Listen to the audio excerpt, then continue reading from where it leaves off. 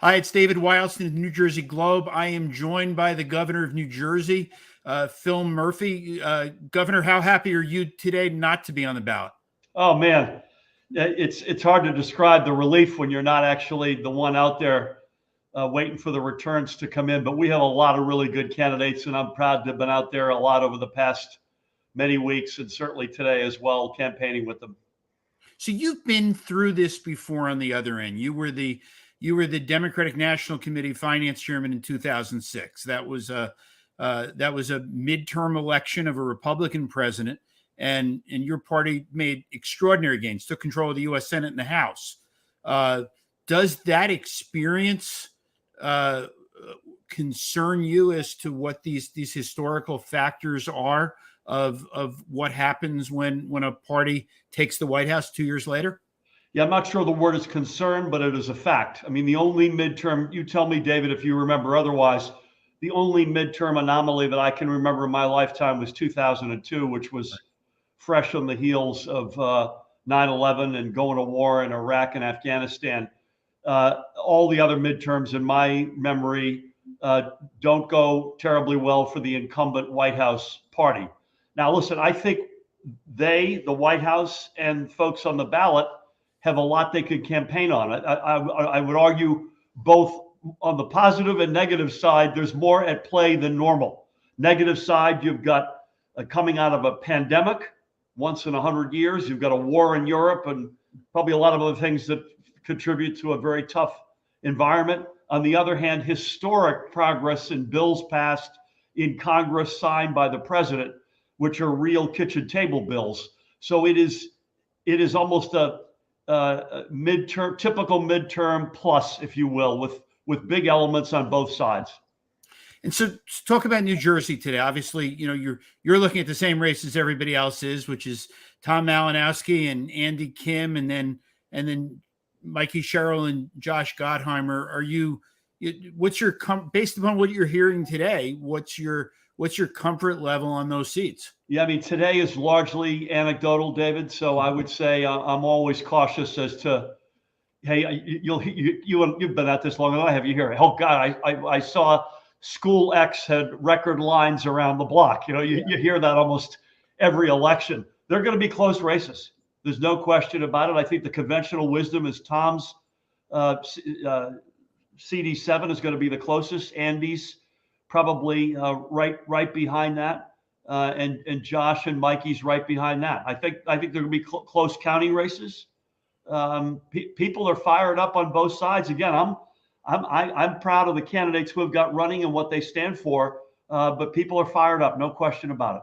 And when this is it's actually been an interesting question among the political class over the last couple of weeks, which is, how do you define close? Is close in this type of an election where you have these historical factors, is a 5-point win for a Democratic congressman in a competitive district? Is that close, or is that a good win? No, that's a good win.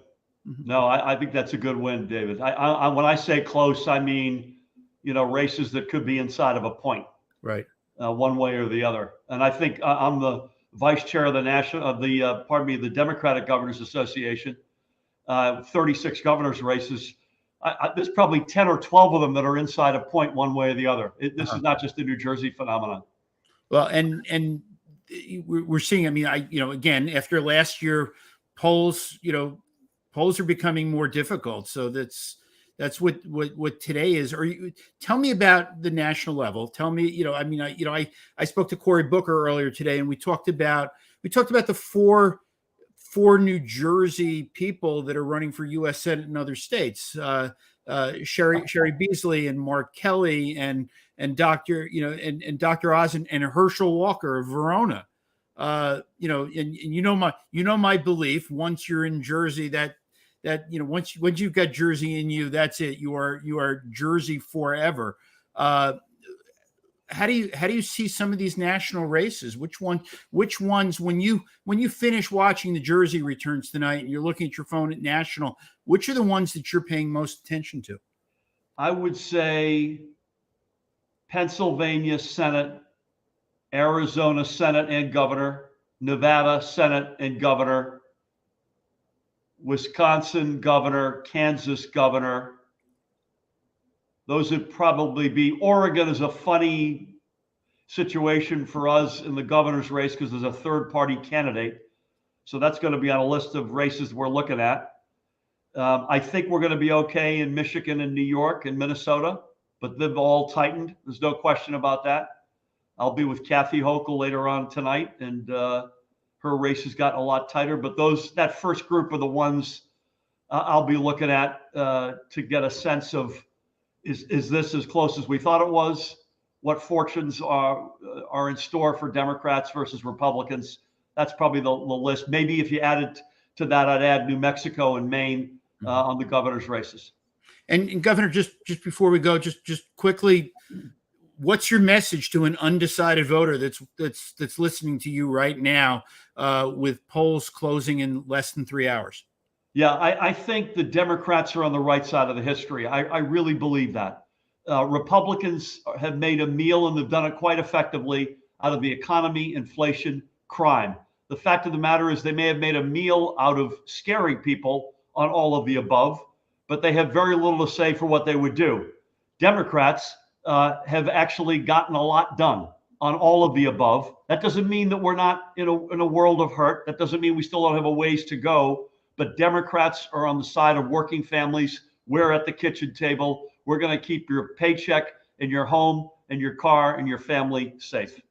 Thank you. Governor Phil Murphy, always a pleasure. Thanks for joining me. Thanks for having me, David. Have a good night. You too.